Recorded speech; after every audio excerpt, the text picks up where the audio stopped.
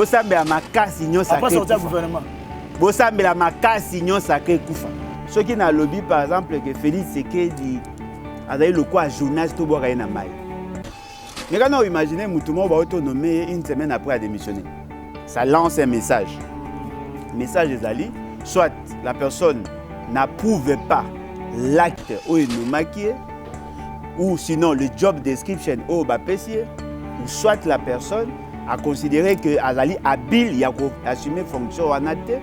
Ouais, mais conseiller ils ont poste à récompense, on récompense les cousins, les cousines, les amis et connaissances, les épouses et les épousettes. Pour ceux qu'il est de la famille, tu sais. Yo habite là ta famille, tu sais. Ah, ta famille, tu sais que bakela bango ba poste moko unité. Au moins il fait c'est que le monsieur s'est organisé pour na ko somba milimo ya ba journaliste, milimo ya ba communicant robot. Pour que baye ba kolobela en sa faveur. Maintenant, ce que tu as remarqué, ba conteneur est.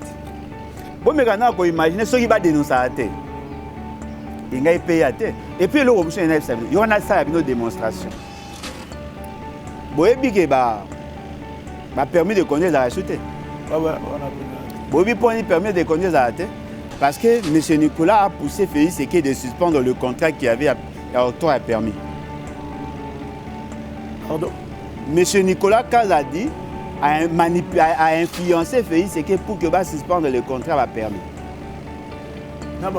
Balobi que va permis na Zanzana pour ça mais ça na Congo te ça la yuda gali banda. Ndeko nanga nazo betana permis. Nazo lakisa bino. Permis avato kene na nini yo. Nyonso wana kopesa bino ba détail nyonso.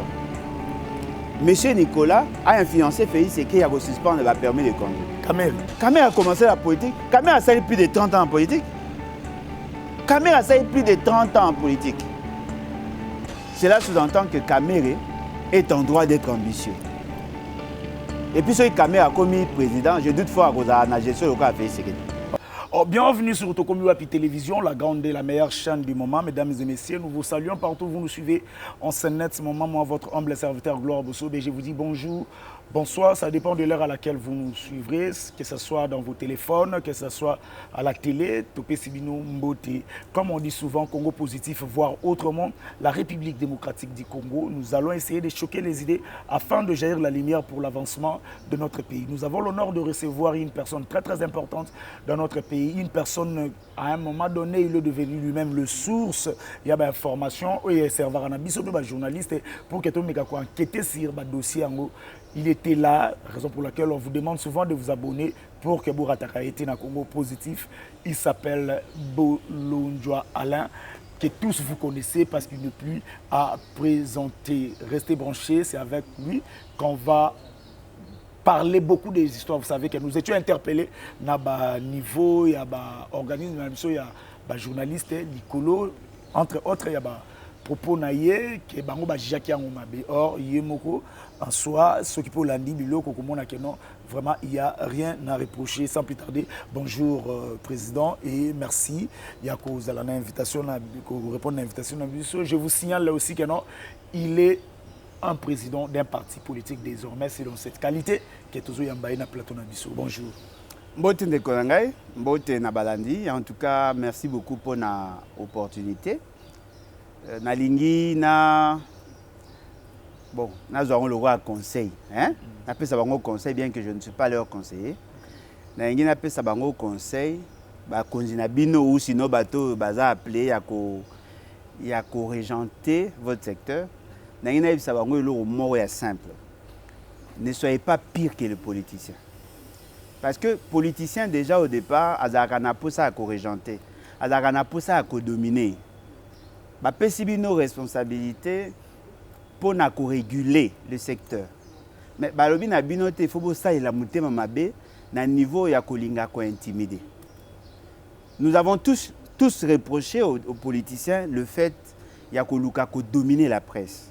Ya koluka ko assujettir la presse. La presse c'est ezali une réalité sociale Oyo, eza ko permettre na batu ba exprimer ce que nous appelons la liberté d'expression. Ceux qui bango moro ba comme intimider, naturellement il y aura pas de liberté d'expression. Tout le monde a une période où il y a chaîne à télévision, il y a radio. Tout le monde a une période où il y a une connexion Internet. Apparemment, tous ceux qui sont aujourd'hui dans ces sacs, télémé la décision.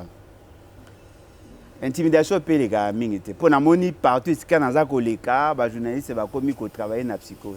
Ce n'est pas intéressant. Le conseil que moi je veux dans Sabino, c'est que tant que nous avons lobby, nous devons comprendre à vous sanctionner. Parce que lorsqu'on est dans la communication politique, on peut utiliser des moyens imagés. Ceux qui ont lobby, par exemple, que Félix Tshisekedi a le quoi journaliste, ce n'est pas un fait infractionnel. Tout n'a pas expliqué. En tout cas, merci beaucoup. Nous allons entrer directement dans le vif du sujet. Mais moi, il y a Mouké, tellement que vous assistez il y a base des révélations au président Yeko Binissa. Restez branchés et puis, au Landana Boukebi, abonnez-vous pour aux le côté. Gouvernement, à moins il y a un mois, à moins il y a 2 semaines, il y a installation à Bango. Déjà, la démission. Au Monique, non à période de Félix Tshisekedi quand même.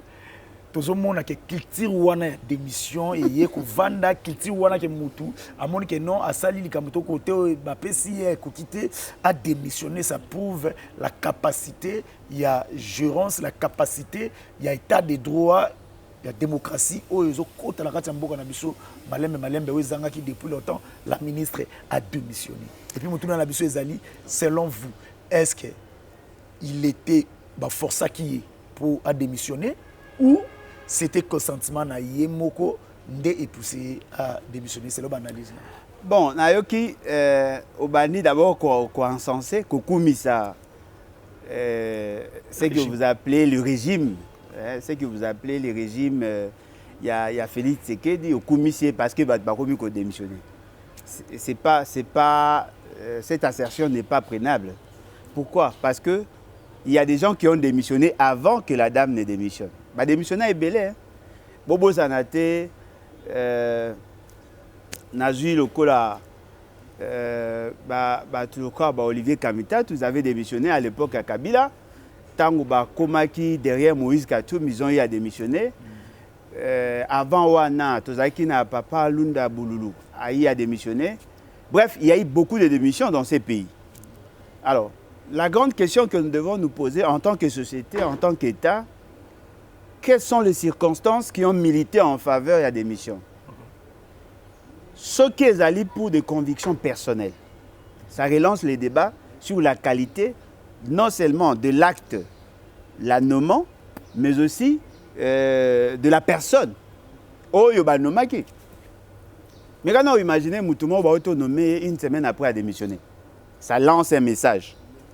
Message des alliés, soit la personne n'approuve pas l'acte ou ou sinon le job description ou ou soit la personne a considéré que Azali habile il a assumé fonction anate ou sinon Azali a trouvé mieux ailleurs et dans ce contexte là il faut que c'est justifié.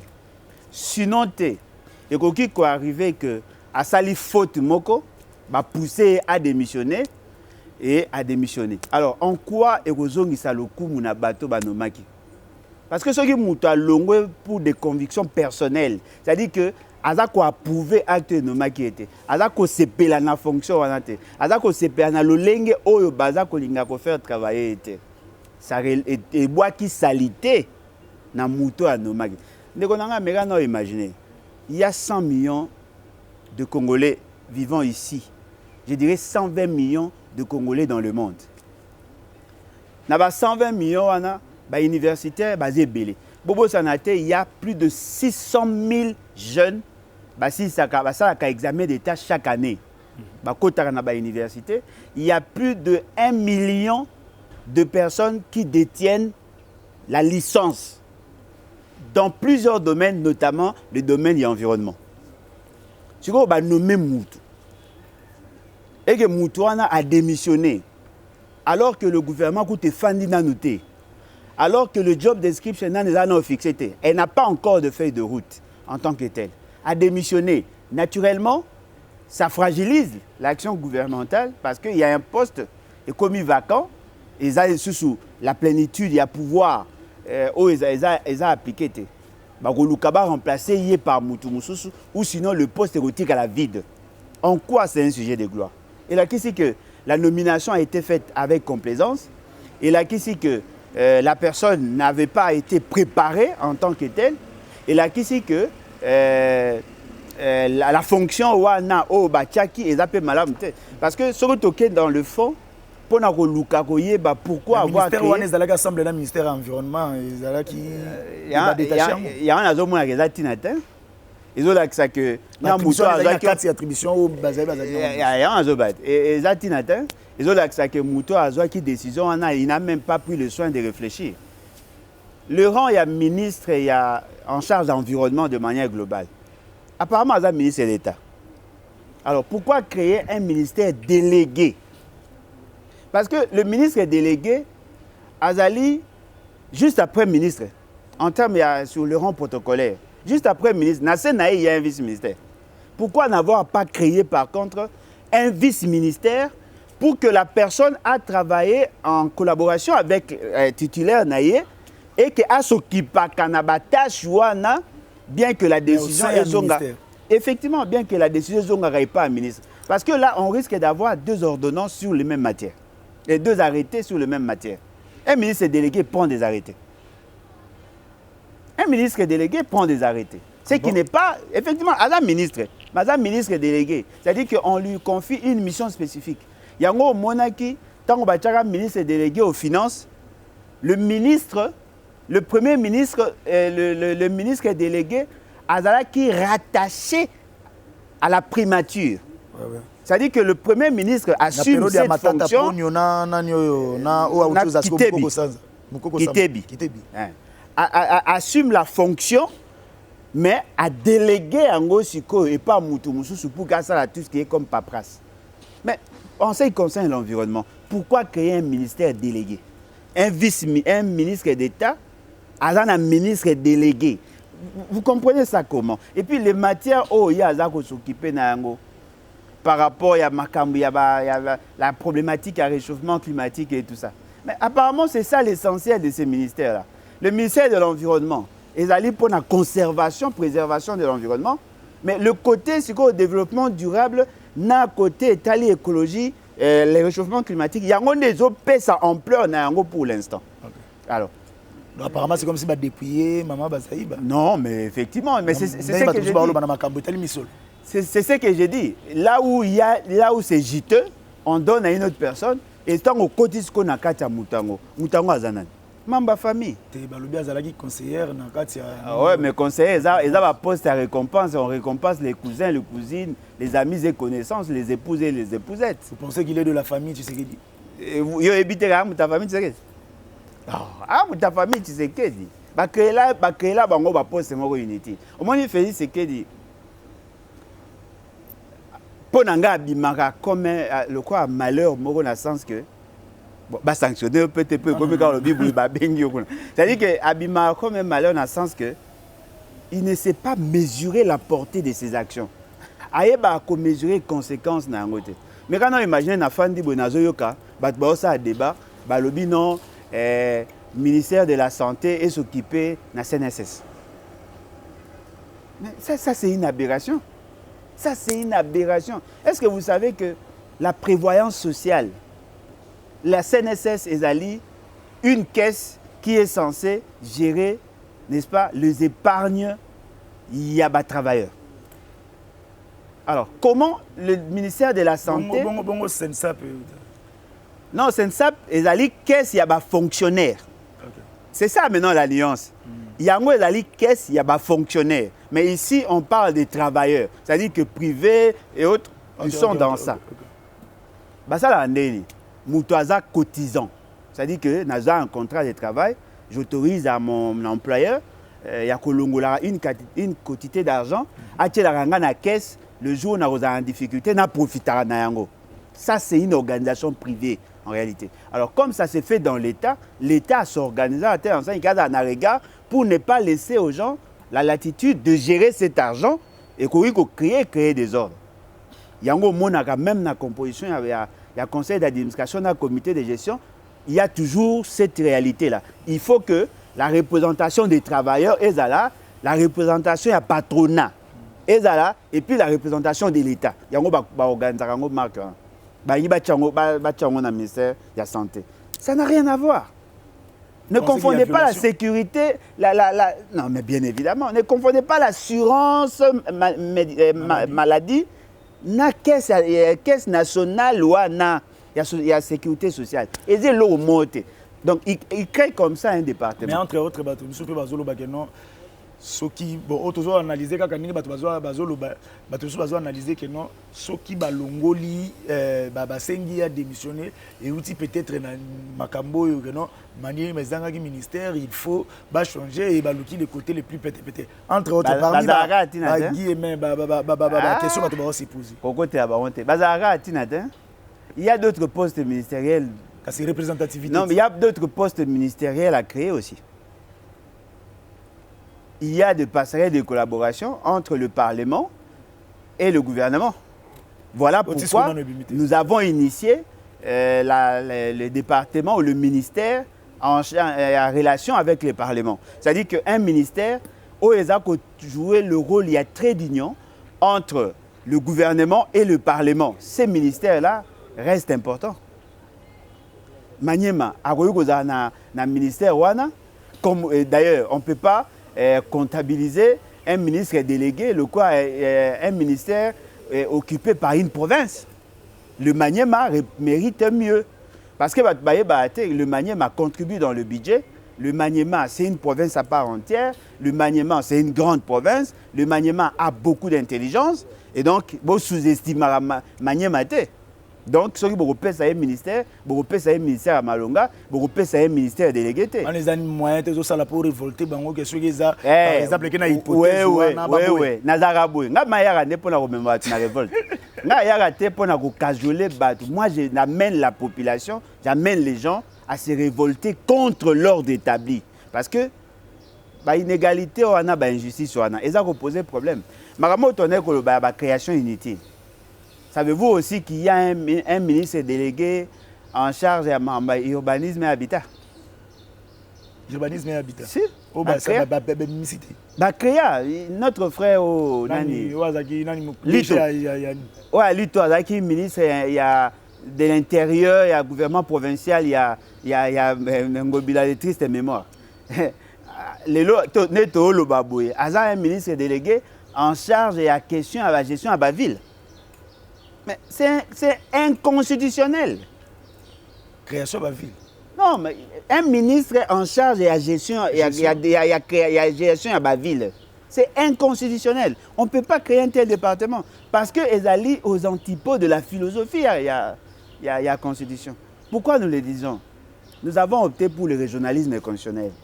Dans le régionalisme constitutionnel, on a un certain nombre de prérogatives dans la province et les entités territoriales décentralisées. Les entités territoriales décentralisées sont des ETD. La province n'est pas une ETD. La province est une entité régionalisée. Tout ça, l'entité territoriale décentralisée, le régionalisme constitutionnel avec les provinces et puis le gouvernement central. Les entités territoriales décentralisées ont une autonomie de gestion. La ville ne gère pas les entités territoriales décentralisées. La ville collabore avec les entités territoriales décentralisées. Parce qu'elle a une autonomie de gestion. Au Longowana, le gouvernement ne gère pas. Bango baza ko s'auto-gérer. Si vous créez un ministre chargé à gestion à la ville, automatiquement vous commissaire le quoi maire des villes. Le quoi vous commissaire maire des villes. Est-ce qu'il y a une ville? Non, mais commis ville. Bango baza désordre. Même si vous avez un Kinshasa. Ma commissaire le quoi un mini gouverneur, il y a ma ville, l'icolo, il y a ma maire de ville. Tu vois, bon, mais quand on explique nga, bien on va polinga faire ce qu'il dit. Polinga abusivement. Bon, ça non nga. Comment ces messieurs va-t-il fonctionner? Parce que tout acte qu'il poserait est aux antipodes de la philosophie de la Constitution. Il ne va pas travailler, ces messieurs. En tout cas, je crois que quand on a un sujet, Bengelio, il y a 4 mais belé, la moto qui est dans Lombango. Affaire la pandère, forage, oyoyo.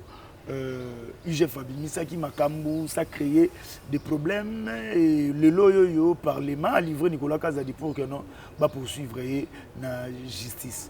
Mais Batoumo Bayaki pas dans le plateau n'a pas l'équipe, n'a évité Batou Balanda comme positif. On a vu ça nous que abonnez-vous posant à Camboté dans positif. Mon parler dans le plateau n'a que non.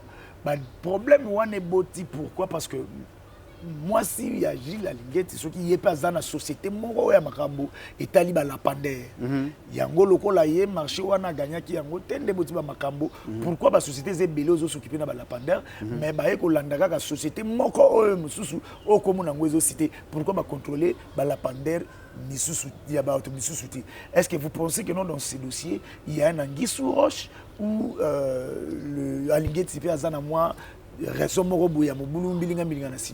bon, Mouto à lobby a raison.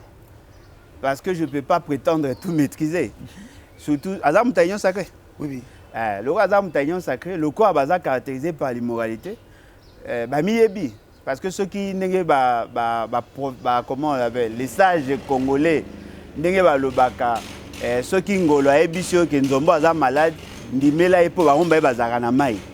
bien que et quand il arrive à cause mais eza métaphore autour cause ndeko nangai yebisangai problème otozo loba ezali problème il y a comment ils ont gagné les marchés ou ezali problème il y a coût il y a projet et puis ezali problème il y a non exécution dans le délai il y a projet parce que sur tobi total par rapport à comment ils ont gagné les marchés je vais vous surprendre dans ces pays, gagner les marchés est commis dans le domaine de la magie.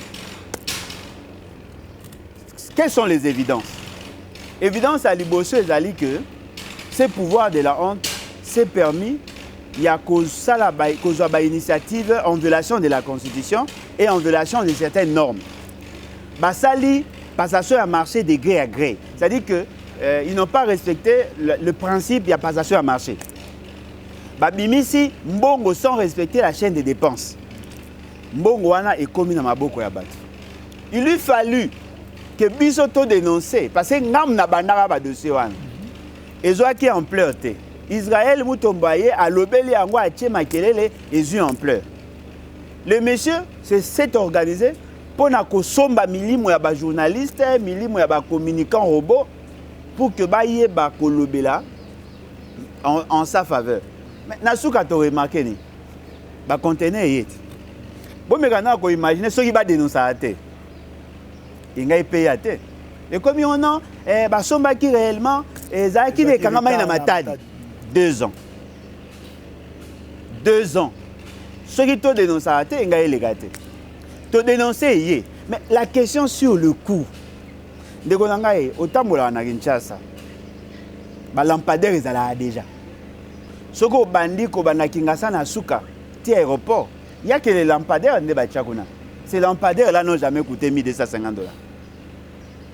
Soko oya bino eza ko coûter 5000 pour année bozana ba batterie à lithium bozana na et ça la kana mupepe au juste qu'est-ce qui justifie le coût parce que nenge toza toi na pays à problème toi na problème mbongo il faut to ba ko sala ba biloko moins cher et ça la bien mais ça la moins cher parce que dans la gouvernance, l'efficacité et l'efficience. Lampadaire au Bossombe à 5 000. Place Moussoubocha et Sokoufanango déjà. Et Bandika même pas 2 jours et Koufi. C'est 5 000 au Sombe les années. Monsieur, comment où est ça là? Où est ça là? Par intermittence, et ça que ça là que Bossomba qui est le roi Mabé, mais Bossombe est cher. Il y a un débat qui va reprocher. Mais en quoi Gilles Alingeti bato batanga komona na kati makamba madame na bango ngakota te eza bien na bango ba union sacrée so isko Gilles Alingeti aza muta ba chuki abetaka ba copie pour alia kana sima mais selon ba dire musu balobi que non rôle ya IGF na kati makamba na ezape ko vérifier likambo en amont et en aval mais ceux qui ba nini ezo bima c'est que il fait partie de makambo na non mais pourquoi na motango mbutu ezali ba bimza dossier te ba ozelatie sili après de ba non mais le problème ezali vrai ezali muto azoloba na torte parce que il faut agir en amont pour éviter à ce que les erreurs soient commises il faut aussi agir en aval au cas où erreur est allée pour faciliter à ce qu'il y ait des sanctions. Mouto a le bien, a raison. Mais le problème maintenant, c'est que les allés boy. Ils allaient aligner ta sale erreur. Ils allaient aligner ta sale erreur. Bisoto yebike, c'est déjà une faute de gestion. Parce que bon, l'ingate qui ça que parce qu'il y a ça qui erreur, il faut ton numéro wane keliti na suka. Non, moi je ne suis ni pour Alingeti, ni pour Kazadi, ni pour Félix Eke, ni pour le ministre du Développement rural, ni pour personne. Moi je suis pour le peuple. Ce qui te montre le ramabe, biso te redénoncer, binon debo c'est justifié. Et le retour remarqué, il y a eu surfacturation. Et le retour remarqué, le projet n'a pas été exécuté fidèlement. Alors, vous établir la responsabilité, vous sanctionner. Et là, monsieur Césali, par rapport à la forage, c'est la même réalité. C'est la même réalité parce que nous sommes en contact avec Badbana, notre territoire. Nous nous rendons compte que l'argent qui a été décaissé n'a servi à rien. Forage. Ça, on a des milieux ruraux. Dans ces milieux ruraux-là, on n'a pas vu le forage hyper sophistiqué. Et puis, il y a forage, tout ça, il calcule, tout le monde dit qu'effectivement, ceux qui vont dépenser qui est belé na au bino boche et qu'on les a 12 500 mais beaucoup il y a 300 000 400 000 $. Donc ce sont ces problèmes là qui nous dérangent. Donc pour reconnaître que Alingeti ne fait pas bien son travail parce que ce que moi je constate, il investit plus dans le média que dans le travail. Moi j'ai pas confiance à ces messieurs. Bato ba kumisaraye ba ebi po ani ba kumisaraye. Et puis deuxièmement, ce n'est pas parce que vous ne l'appréciez pas, même si ce qu'il dit est vrai, il faut le rejeter. Non. Pour démontrer qu'il a tort, ceux qui dossiers n'est pas naïfs. Le quoi, évidemment, pour reconnaître qu'Esaïki n'arrête pas, et donc il avait raison. Okay. Troisièmement, lui, il a fait sa part. Quel est le rôle de la société? La justice doit faire son travail. Bon, Luka, parce que n'est pas mais c'est Nicolas Kazadi est en liberté. Est-ce que vous voyez le dégât que ce monsieur a créé dans ce pays? Est-ce que vous voyez est-ce que vous imaginez... Non, il n'est même pas sérieux. Il n'y a aucun fonctionnaire qui est payé régulièrement et à temps. Il y a depuis il y a commis, toujours il y a barrière. Arrière ici là. Moi j'étais agent de l'État. On nous payait entre le 15 et le 25. Le lot va fout les 30, les 60, les 70. Et puis le lot il y en a ça une démonstration. Boyebi qui m'a permis de conduire la racheter. Boyebi permis de conduire la racheter parce que M. Nicolas a poussé Félix Eke de suspendre le contrat qui avait octroyé un permis. Pardon? M. Nicolas Kazadi a influencé Félix Eke pour que va suspendre le contrat va permis. Balobi que va permis na zanzana pour ça la misala mana Congo te sala yuda ga libanda ndeko nanga nazo betana permis nazo lakisa bino permis avato kene na nini nyonso wana kopesa bino ba détail nyonso. Monsieur Nicolas a influencé Félix Eke a suspendre le permis de conduire. Est-ce que vous avez vu conséquence il y a absence à permis? Ça augmente le taux d'accident. Parce que le permis de conduire est allé le mécanisme autotia pour n'accueillir si la personne qui est en train de conduire en a les droits. Il faut tout assurer que permis n'a joué après test. Le quoi permis exact, beaucoup de gens ont accident comme belé. Il y a eu beaucoup de gens, surtout au Kenya côté aéroport, il y a eu des gens qui ont perdu leur vie. Permis exact. Il y a mis balé. Tout ça là système a identifié mituka pour que toi que moto azo sala mabe numéro na yangoyo soki asali mabe to ba kolandela. Est-ce que boyebi que l'essentiel ya mituka lelo et tamo ba plaque ya lokuta ya mabe? Vous remarquez que le na Kinshasa permis carte comment on appelle le plaque d'immatriculation à mituka et comme il plaque il y a hôtel de ville. Le plaque plaque en monanata. Il y a hôtel de ville. Non, plaque exacte, plaque si là ndeko. Plaque exacte nazo ya wana ndete.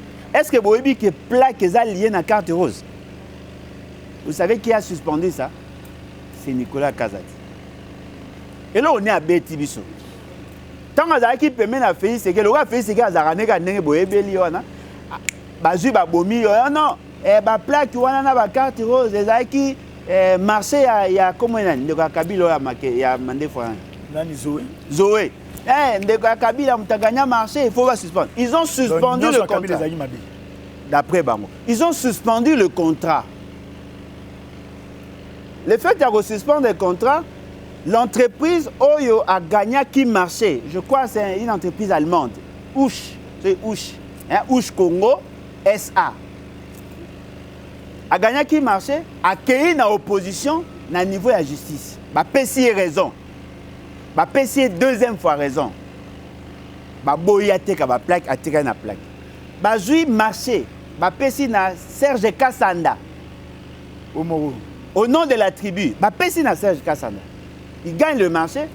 Et ce qui est surprenant, il n'a pas la capacité de produire le plaque. Automatiquement, la machine est bloquée. Maintenant, on va dire sur le plan économique. D'après Nicolas Kazadi, le fait seulement à côté de la carte rose et permis de conduire, ça va rapporter à la République 300 millions de dollars. Le fait seulement à côté de la carte rose na plaque, l'État congolais peut toucher à pratiquement 1 milliard de dollars. Ce qu'il y a le quoi, il a ça marché dans Bandegona, il bloque. Or, l'entreprise Wana est une entreprise allemande. C'est une entreprise des Allemands. Oyo, yaki ko investir na Congo. Bo bloquer bango, bo boy ko respecter accord. Conséquence dans ce que les années. Ba sali témoignage ya mabe contre nous. Yango moi ba allemand bazo ya ko investir ate. Bozo moi, c'est que mutu moko au nom ya soif na ya pouvoir afandi. Mengo ngata ngo ba bani. Alingeti, Alain Bolodja mutablo. Non. Donc nous sommes en face, il y a une gestion criminelle et je demande aux gens, fanda, réfléchir. Ceux qui te disent ça, tu attirer les investisseurs, tu respecter ces grands principes-là, respecter les accords signés entre l'État. Et puis, ce qui est encore grave, la question, il y a plaque, il y a carte rose, et la compétence exclusive de il y a DGI. Balongo les pouvoirs de la présidence. Nous sommes en train comme ça de perdre 1,3 milliard et la capacité d'attirer les investisseurs. Ça, c'est un dossier. Un autre dossier, parce qu'il y a un scandale. Il y a des gens qui ont eu à travailler dans le compte de l'État pendant tous ces temps. Parmi Batouana, il y a des retraités à il y a Parlement. Il y a les retraités à Affaires étrangères. Il y a les retraités à Gécamine. Ça, la démarche, la communauté internationale, les institutions de Bretton Woods ont accepté à refouler à Bango, retraite na Bango, Bango na Bango retraite. Il semblerait que le dossier a été maltraité. L'honnête Tolo va m'arambaiser belé. Sans oublier qu'il y a un problème, il y a dette publique, la dette intérieure, la dette extérieure, le lingue bazar qu'on paye est facilité. Pour preuve, ceux qui ont payé le lot dans la prison centrale à Makala, il y a 3 jeunes qui sont là. Parmi les jeunes, on a Moko Adali, il y a Docteur Matousila. Peut-être qu'ils ont raté. Ils ont été arrêtés, ils ont été en prison, quel est le réseau où ils s'est créé? L'État a un dette certifié, au Luki, bateau dans un cabinet ministériel, soit 40%, soit 50%, soit 30%, ça dépend à ceux d'humeur. Bakebo bimi simbongo, tangu mbongo bimi, ba kati mbongo na place on va payer sur les restes. Et quand arrivé na ba dossier mususu, mbongo bimi, bango ba ki bazaki kilo yenge, allez, mutache po aller, bakomi ko lukaye ba kanga. Combien de dossiers?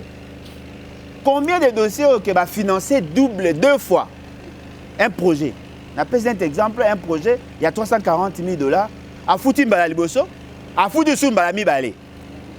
On a autant de dossiers. C'est-à-dire que ces messieurs, Ayaki, effectivement, il y a ce que l'UDPS n'a pas un personnel de qualité. Et fort malheureusement, Nyon Soana, biso totara bango totara fait sécurité. Voilà. Tous les gars CGM ça dans le bango parce que qui m'a bango c'est matango. Vital Kamere réduction à travers l'institution. Ça les fois comme sérieux. On est là sérieux tant.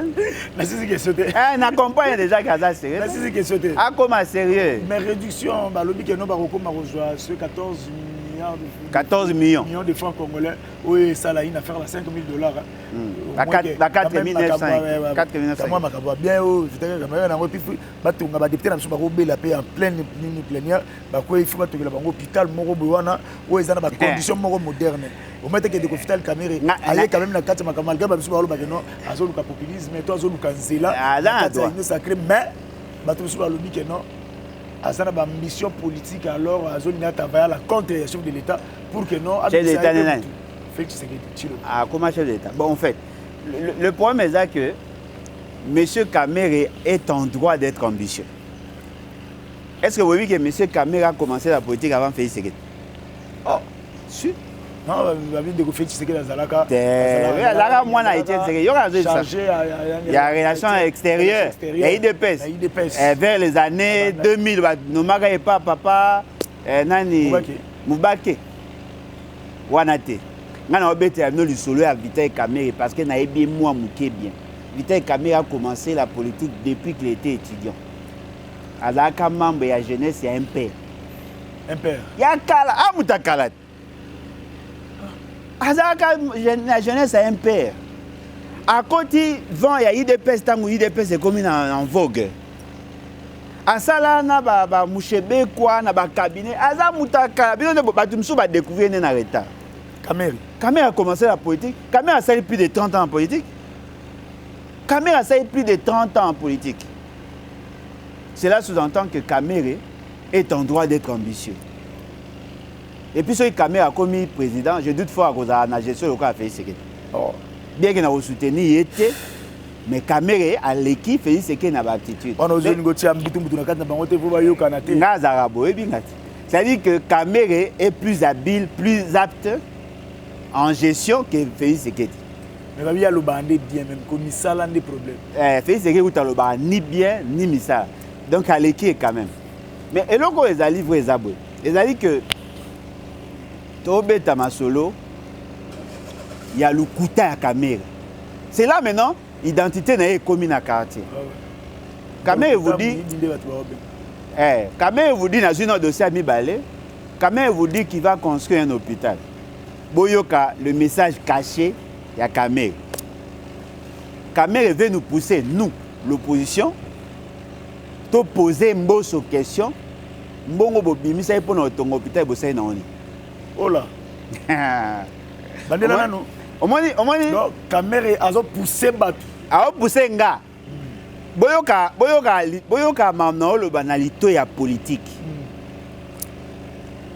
Voilà, nangina tonga hôpital pour na kozwa charge ba député na ba dépendant na bango.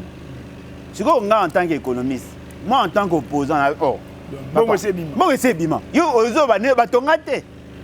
Donc quelque chose de fundi na mboso indirectement qui ça fundi. Bon quelque chose de bongo bima osana ngoni ni Kamere lelo ke non osana ngoni bongo bima po ali ambongo osana ngoni bongo hôpital ya parler mais c'est bima osana ngoni et bima déjà ne kobolo osana mais ngana landa bango na émission landa bango na ba misala na bango ti ba tozo bima bongo ezo bima pour to tongo hôpital ça c'est à l'époque de Mboso qui ba Kamere comme ko betinda ba tona justice po ba tuna mituna ba la ça ba preuve te po mais ate bongo siko nga bima ba Kamere Nabi mbongo ese bimaka toyoka ke ba otonga hôpital pona badi parce que biso to saka de Mboso o a remplacer Kamere a remplacer nani Mboso kasi soko lobi ko ngotonga hôpital na bo tonga ngo combien de fois pona yoka déjà que hôpital mbongo bimaka po ba tonga hôpital siko yo ye ezaka yeto fanit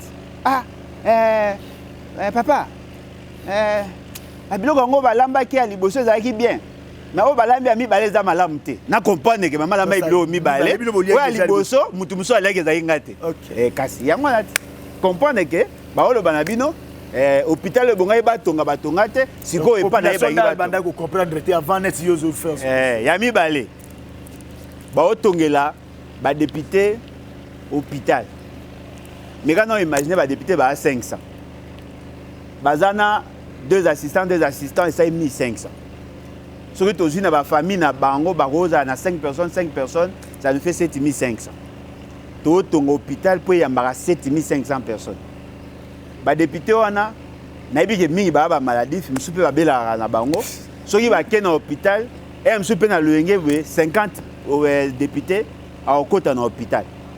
Siko pour hôpital ezala bien, il faut ezala na ba équipement. Ezala na système à scannage, ezala na système à bagno so tout. C'est-à-dire que to bimisa mbongo, to somi penza ba équipement sophistiqué pour na bateau ba yara na hôpital une fois l'an. Siko soki ba ba été équipement esani. Et ça est l'autre, hein? Papa, bozwa mbongo wana, bobongisa clinique chinoise. Mais quand vous savez ça matin, yo bagi na biso o bagi na biso to sanction mbongo po bala, o bali te do mbongo eza. Eh papa. Bozwa pa nani? Oh, mais muto asakisa mbongo. Mbatu na mboso. Mboso aloba na période ya mboso baloba ke ba otongo hôpital. Logo hôpital etongami te mbongo ya en caisse. Logo mbongo eza na caisse. Bozwa mbongo wana. Boke bobongisa yango hôpital et clinique chinoise. Logo ya bâtiment clinique chinoise eza munene. Bosala pavillon hôpital te. Bosala pavillon moko o ebalo yambaka ba député parce que bango ba kola na ba mbeto na biso te. Bosala bango ba mbeto na bango ya ba député mais équipement etika na hôpital. Pour ceux qui bango ba yete peuple au moins a profité na ba équipement. So on sala hôpital et kara pona ba député. Il n'y a que des députés ne baoya. Yo comme député mugoni. Aza non na ambition na. Bon siko obeli. Mais yo zaki na ambition na te. Ya ko comme député. Ba toka ba Félix Sekedi ba comme ba président. Ba ambition échanger. Donc toza na posa to la kisana bino peuple congolais, ces gens-là ne sont pas sérieux. Bino wa mi balé ya salaire. Ngana kulutu nanga kamere to sala économie. Fort malheureusement tout ça économie rurale biso mbali. Ndenga zawana ayebi différence entre rémunération et salaire. Omoni? Bon mais on a imaginer. Le président de la République a un salaire.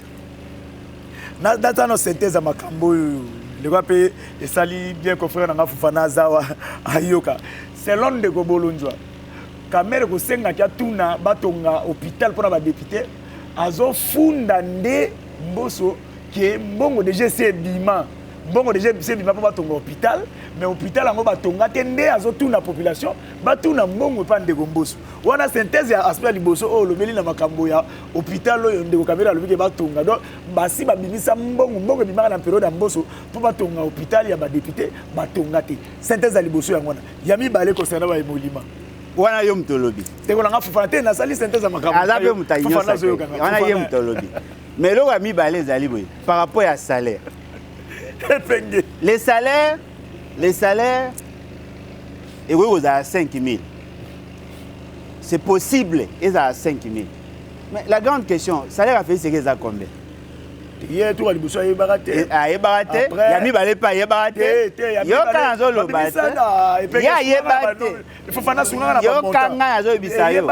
Il y a quand il y a baraté. Ti le loi y a baraté. Mouto a le bas salaire na ya liboso. Il a 17 000 ministre à finance. Il y a mis balé et comme 10 500 ministre à budget. Fait ce qu'il y a mis salaire na été. Ouais numéro na tout na. Ayebite. Alors, il y a siko aventure. Pour en faire ce qu'il y a s'intéresser na salaire na été. Tepo yem azaming na makanisa population yo kana zo ebisa yo tika ngane azo lo baponga na ebi bino we bien te alobi ke salaire na ya kipa ngote pesa na ngomuke ya vivaka grâce à dotation na ba voyage soki akei voyage ba pesa ka mbongo ebele soki asisi voyage mbongo etikalaka esungaka ya sa makambe ebele yango aloba hiki soki nazoloba na TV. Ce gars Tchetembe, na memelo vidéo, a sala émission pas Christian le sacré non, na bouela ndeko na biso na ni bouela na este na Goma, ba sala yango aloba yango boy pe na vidéo pe na bomba yango pe na ebisi ba na ngeseka na bomba. Donc, fait ce que vit grâce aux dotations et grâce aux frais d'émission. Salaire est amouké. D'après il est bien qu'à Okosa. 5 000 $. Pour les députés. Mais si tu poses une question, député a gagné combien? Si tu as posé un salaire na bangote, tu as posé un député a gagné combien? Parce que vous avez un salaire à 5 000 $, mais prime est 20 000. Ok. C'était pas ma bourreau. Mais yango wana est invisible. Ok. Il y a caméra muta créé. Oh, caméra muta créé invisible. Caméra muta créé. Na peut dar exemple John Chibango. Boy bien. Général. John Chibango, a soldat, général major. John Chibango ana salaire na yé, solde na yé oyazwa. Et combien pas $500? Solde. Azar a comme $500. Général a $500 hein? Solde général. Ah yé général de brigade a comme $500 hein? $500. A combien à $500? So azar nango ebele et go da ba 800 000 francs. Yango ba souffrir. Na yoka. Azar Dubaï. Ana Dubaï. Soda. Ah. Souka na prince à New York.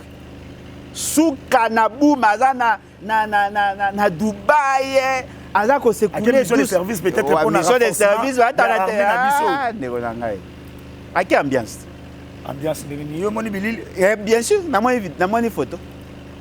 Aza ambiance na Dubaï. Yo vous pensez qu'à voyager na salaire? Et ça congé peut-être avec. Est-ce ngana boye que ça la congé? Mais quand ça fait $500, on a $300. Pour aller rater. Aller rater. Ana basité bon moi cité ana banate azana aller rater. Donc il faut y que il y a des gens qui peuvent avoir $5,000 mais à gagner quand même sous 20 000 de plus. Biso to ana posa te to yeba so député azora 5 te to yeba mbongo biso to dépense ndende ko eleze. Bon, na benga ikande on a comprendre te bon. Apende wa so. Honorable. Ngane wa benga honorable. Ato checha. Député honorable. Na ko benga ka jamais honorable. Ndeko eleze azaka parmi bato atemea Fayulu. Fayulu azoko ça. Il faut pas kanga ye aloba mo mbalo. Après na yo qui est na top Congo a Seki Bolimbis. Alobi oui, il y a des députés qui ont 21 000, bamso akoma na 50 000. A 50 ko de sabi makambo alobaka na alobaka ngo défendre que loko mo na mutema ne azaka na 50. Accueilli epande ko Jules Boulembi. Ba poser une question par rapport à premier vice-président qui a combien. Aloba andima $200,000 le mois. Et les autres et nazolo ba na chaîne na yeti. Ce qu'on a contredit, bon, apporter plainte, m'a contredit quand même. Alors, le bâtiment, tu es banni. Apporter plainte pour te bailler mais a contredit. À quoi Sabino entre 21 et 50 000. Il y a des députés qui touchent 50 000, il y a d'autres qui touchent 100 000. Il y a des bannités, il y a des habitants de pays qui ont 14 millions. Mais bon, il y a la fin du mois. Il y a 14 millions. Au petit concept, ma banque. Est-ce que la banque va signer un papier? Na maboko banki va signer un papier. Ezaka ba bimisi mbo ba peshoti. Na sana ba ministère na ibi ofandi boy. Oh non, 1000 télé OK 500 000. Mais apparemment c'est comme si ba combattant ba bundela IDPS bango bazo se retrouver te comme bato ba kam susu na ba nini na ngana lo ba bazui. Bazui oh. Na lo ba ke bazui. Na lo ba ke bazui. Mais le quoi na monique komba na bango e ko kuka na nga ne na obate. Na ba to bunda komba moko. Mais différence nga ba to bunda komba. Différence nga na bango ezani. Bango ba na sima muto sa bango mabe, nga na liboso muto sa bango mabe. Parce que bango ba soutenir. Ba na katikati. Te ba na katikati. Te bi ye muto sa la makamana za na katikati. Bien sûr. Ba na sima na ba sima. Ba soutenir ye. Nga ce qu'on a liboso na zo attaquer ye, bango ba attaquer nga, mais ba attaquer pe ye sans koloba ke bazo attaquer. Oh. Comme commentant en dehors makambo to bango ba kumisa fait c'est ça makambo ba yebisa ka direct. Te ba yebisa direct, ba yebisa nde biso to yebisa bango, to yebisa Félix ke. Bango ba banga. Donc, vous comprenez que ce qui caméra linga ko sabino sur la rémunération à député pour une raison moko. Ayebi ke ça bino passi député Zambon rebelle alors que soda molongo azangi mbongo. Parce que ba ko ça ka soki eloko esalami yo sepe nangote. Siko kota ya joint bango sisite chité wana po to balance. Na nga sabino ka ke okoyo ko za no solde ya 800 000 francs. Moza na possibilité au soma bandako ko kena ba Dubaï, ko lata ba bon très cher parce que ba mbongo ekotaka de partout. Mutu nyonso aza na fonction na politique ya Congo. Et qui a na relation à malamu na ba ta pouvoir. Aoli anaye. Ana posa salaire hein? OK. Mais général on aza na fonction té. O aza permet na Félix Sekete.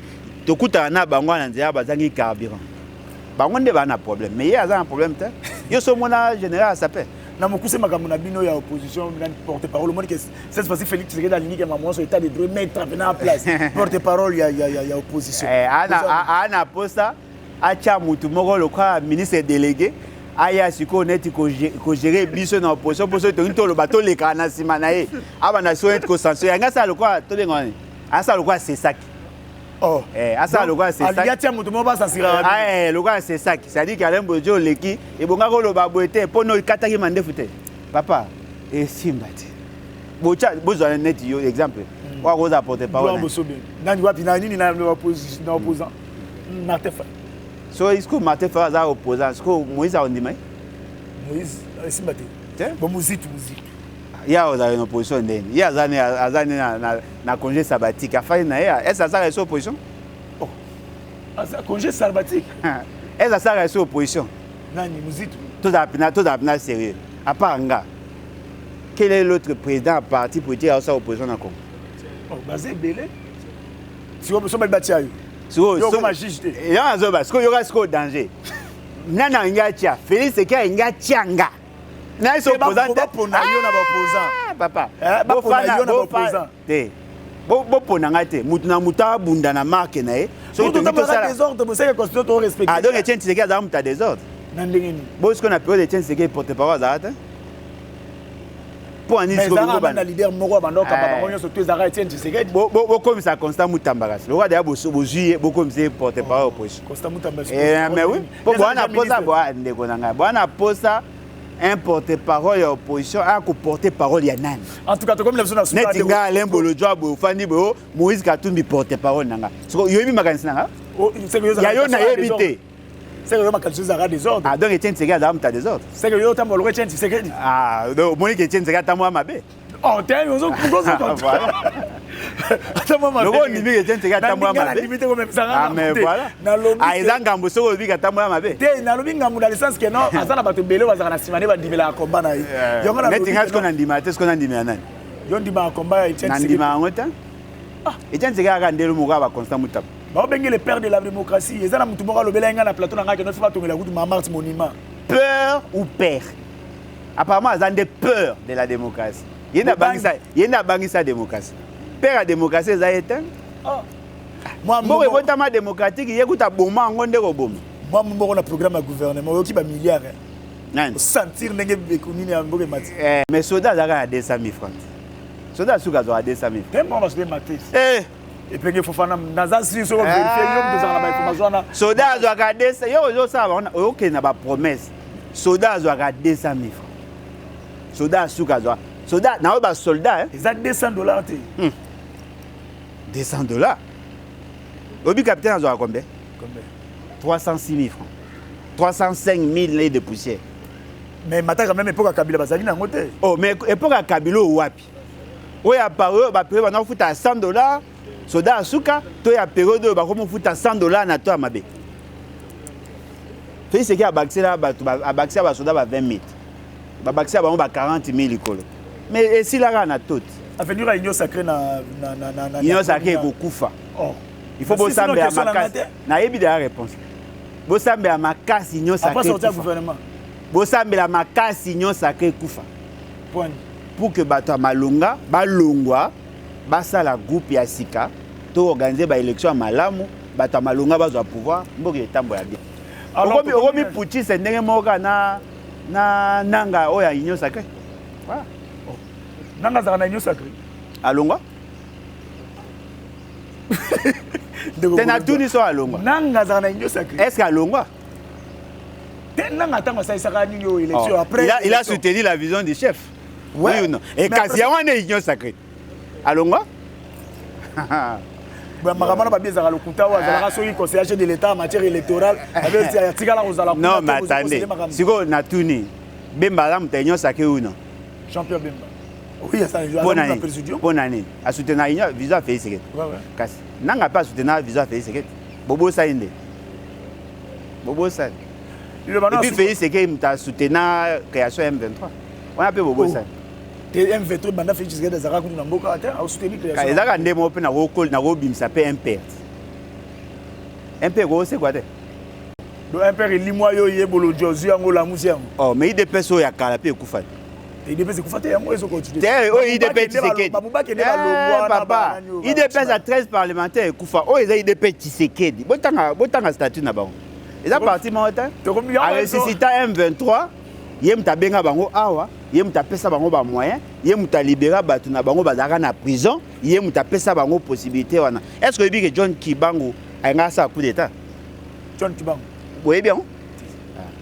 Yebango, mutu nyonso alinga sa coup d'état période à Kabila. Na mutu nyonso a boma président de biki en fonction. Bango tout ba libérer ba na nyonso. Ola. Ma mona zo lo ba na yo bo contre nyonso oyoyo. Oh nyonso alinga sa coup d'état na période à Kabila. Na o nyonso ba participer à l'assassinat président Kabila Laurent Désiré. Bango tout ba na nyonso. Te me ba soda bazaka na kati ya nyonso secret. Ah bon, yo za si John Tibanga soda aza politicien te. Te nani aza nani o abimaki dernièrement nani. OK.